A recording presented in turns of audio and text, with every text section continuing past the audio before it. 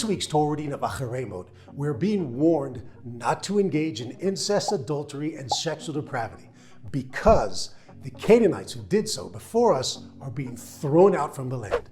Vataki haaretz et yoshvea, and the land will regurgitate its inhabitants. Just like our own body, if you pour too much junk food into it, the body will vomit it out. Now consider this, if the Canaanites continue their sexual depravity outside of Israel, the other lands will tolerate it, right?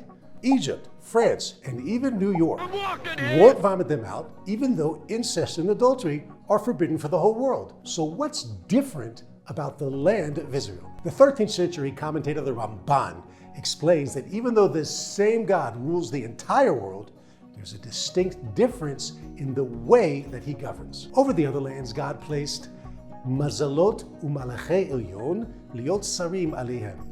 He placed zodiacs and administering angels to be governors over them. So divine providence is from afar. It's filtered through his administrating angels. On the other hand, the land of Israel is Nachalat Hashem u'miyuchedet lishmo.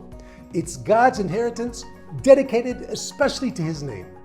No zodiacs, no intervening angels. In Israel, God is a local phone call.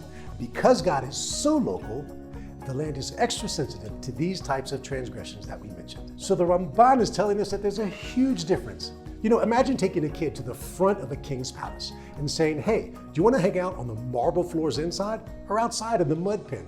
The kid will go diving into the mud pen to have a great time, because that's where his mindset is. Jews have to choose today where they want to live. When you take a deep look with your spiritual glasses, you see that the choice is between God's palace in Jerusalem or wallowing in the mud. Not that there aren't beautiful Jewish communities in the diaspora, because there are.